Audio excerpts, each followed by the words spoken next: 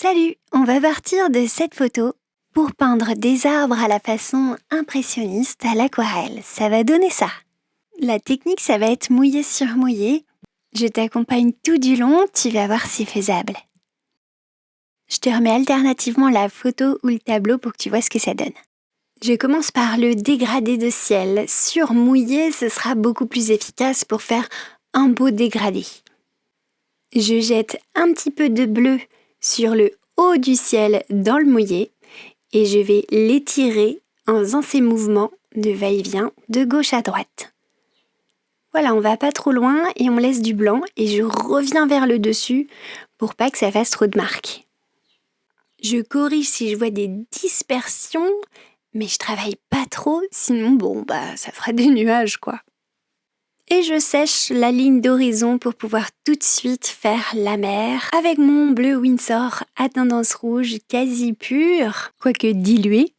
Je vais à la brosse faire l'horizon avec donc des mouvements à l'horizontale qui, tu le noteras, ne vont pas jusqu'au bord du tableau. Je vais faire les arbres des deux côtés, donc ça sert à rien, ça brouillerait un petit peu la perception du vert que je vais mettre par-dessus après. Je vais ensuite recharger un petit peu en couleur parce que je veux qu'il y ait des genres de reflets. J'en mets pas partout, j'ai laissé du blanc et je laisse un petit peu la couleur la plus claire se voir. Comme je suis bien chargée en eau, je peux reprendre ces éclats de blanc et même en rajouter dans le mouillé. Il faut à chaque fois que j'essuie bien mon pinceau. Grâce à ce pinceau, je vais continuer sur le côté en floutant. Comme ça, au cas où ça se voit un petit peu, au moins il y aura un petit peu de bleu et j'aurai pas de bord trop sévère. Maintenant que le ciel est bien imprégné et comme je veux que ça diffuse, je vais aller prendre un verre qui est basé sur un verre de vessie et je vais partir du ciel avec ma brosse pour bien en mettre un peu partout de façon assez irrégulière. Ça va être la base des arbres, donc si tu le fais, t'inquiète pas trop quand même de la forme que tu vas donner. Je suis très en inspiration, donc je vais tout de suite aller mélanger des trucs qui sont sur ma palette, qui sont du vert mélangé à du bleu. Tu vois, c'est grisé parce qu'il y a d'autres couleurs dedans en plus et ça participe d'un vert un petit peu plus nature. Je continue comme ça à poser ma base, toujours de façon irrégulière et c'est encore bien humide. Ça m'arrange parce que ce sont des arbres que je vais faire vraiment dans le mouillé. Alors là, je pose tout sur sec, on est d'accord, j'ai pas pré-mouillé ma feuille parce que ça sert pas trop à grand chose à vrai dire. L'idée c'est quand même qu'ils aient une forme à la fin, ces arbres, mais la base elle-même va constituer une flaque, un genre de flaque qui va faire des arbres dans le mouillé au final. T'as compris ? Bah oui, je pense. Enfin, j'espère. Donc, petit point important, c'est hyper important de rester sur un vert assez clair malgré tout, en tout cas très dilué. Même quand j'y ai rajouté ces couches-là, un petit peu de multiples couleurs, je reste transparent. Ça, c'est super méga important pour la technique. Sinon, ça fera pas une base d'humide. Et je laisse jamais sécher. Tu peux avoir le temps, c'est pas grave si ça s'imprègne, au contraire, parce que quand ça s'imprègne bien dans le papier, tu vas avoir cette humidité qui est à cœur, qui va te permettre de faire des taches par-dessus, à condition de ne pas mettre trop humide par-dessus malgré tout. Tu commences très en eau et tu finis complètement sec. T'as vu, ça laisse presque des marques, ma brosse quand ça passe avec le verre. Ça me permet de laisser s'imprégner en haut et en bas, de faire un petit peu plus préparer le sol avec ces éclats de lumière que je voudrais suggérer. Je préserve mes rochers devant parce que je veux que l'escalier / rocher soit visible. On va marquer la différence là entre le bord du sol et le reste des feuillages avec quelque chose de beaucoup plus foncé. J'ajoute juste du bleu Winsor à mon verre de vessie. J'en mets un petit peu dans les feuillages des arbres et même un peu de splash, ça contribue à enrichir en eau le truc en haut là qui est bien imprégné mais il faut pas le laisser sécher. Ensuite, on va suggérer cette démarcation avec quasi du bleu pur entre le sol et les feuillages. Voilà, ça donne de la profondeur à ce qui est un genre de jardin un peu d'Éden là. Comme mon pinceau est un peu moins chargé, j'en profite pour en mettre un peu partout. Je suggère des feuillages avec le plat de ma brosse. Je fais comme s'il y avait des petites collines derrière. Je les suggère, c'est tout. Et on va continuer à s'occuper des lumières du sol. Ça, c'est plutôt sur sec parce que ça va constituer tout un tas de formes horizontales qui sont un peu superposées. D'où l'intérêt de garder la brosse. Voilà, ça me permet de pas m'embêter et de me dire ok, c'est des lumières horizontales. C'est pour ça que je t'ai remis la photo pour te dire, tu vois, je fais pas exactement pareil, mais c'est pas grave, je m'inspire, c'est une ambiance que je voulais reproduire et donc que j'ai reproduit vraiment de manière assez grossière, mais tu verras que ça va bien rendre à la fin. Enfin, je crois, tu me diras. Je te remets aussi ce que ça va donner à la fin pour que tu sentes bien l'effet que vont produire les différentes choses que je mets dans le mouillé.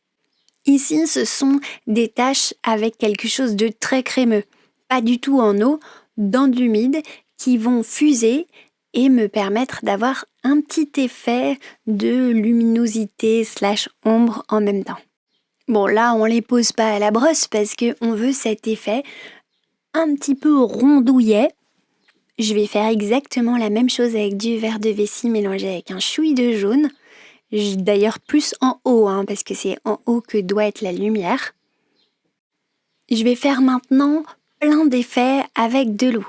On va faire des retraits de blanc, on est encore dans l'humide, donc il s'agit de mettre un petit peu d'eau sur son pinceau, d'aller l'appliquer à certains endroits du tableau et de retirer finalement de la peinture mais en douceur. Et puis quelques splatchs à l'eau claire avec le vert qui reste sur la brosse. Ça fait naturel et frais. Comme on est encore dans l'humide, je vais en profiter pour pouvoir faire les formes des arbres. Là, on est d'accord qu'on avait juste réservé 2 troncs que j'avais pris soin de contourer, mais on va avoir besoin d'une certaine forme. Voilà, que le tronc se voit derrière et même par-dessus. Alors, avec un pinceau à peine humide, un pinceau à retouche Isabelle, je vais aller reprendre un petit peu et jouer avec le mouillé. Ici, je prends pas trop de risques parce que je suis dans l'humide, mais c'est quelque chose de frais encore et pas totalement humide, tu vois, un peu entre les deux. Mouillé frais, on dit mat frais. Et le fait que sur mon pinceau à retouche, je n'ai plus que de l'eau, mais un petit peu de couleur, cette espèce de marronné très violacé, ça me permet de aller dessiner les troncs dans quelque chose qui était déjà coloré. Ça s'imprime malgré tout, comme c'est pas tout à fait sec. Ça s'imprime et ça laisse passer quelque chose de humide. Je peux pas le faire avec un truc sec, là. Je suis obligée d'aller dans quelque chose de transparent. Ça permet de rajouter de l'eau sur quelque chose de légèrement humide.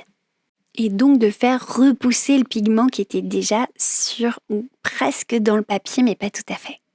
Rien de fou pour les cailloux, je me sers du même violacé pour que ce soit toujours pareil en termes de couleur, que ça reste dans les mêmes tons. Et je vais juste dégrader ce petit violet. Ensuite, je vais aller continuer à travailler les troncs. Je les ai bien dégagés et je vais pouvoir rajouter de la couleur un peu moins subtile, un peu plus en crémeux. Bon, pas tout à fait crémeux, disons un peu comme du lait bien crémeux, malgré tout. Pas de la crème, tu vois, un peu moins. Et je rajoute ça, mais pas partout, pour pouvoir avoir cette notion de lumière toujours, pas quelque chose de totalement uniforme. Sinon, ça fait un petit peu pas naturel. Je continue à alimenter en eau et en accident heureux de l'aquarelle en splatchant de petites gouttes avec un petit pinceau que je tapote sur un stylo. Et quand je les essuie sur ce qui était sec, ça me fait de la lumière. C'est comme ça qu'on fait la neige d'ailleurs. On arrive sur la fin de la démo, je vais quasiment plus toucher aux arbres, seulement les troncs. Donc, on a besoin de contraste. Je veux que la lumière soit bien présente. Pour que la lumière soit bien présente, il faut rajouter de l'ombre qui est constituée de violet et de bleu. Tu vois, on part pas sur du noir pour de l'ombre. Ça fait jamais le plus naturel, je trouve. On laisse bien la couleur moyenne visible, jamais tout remplir.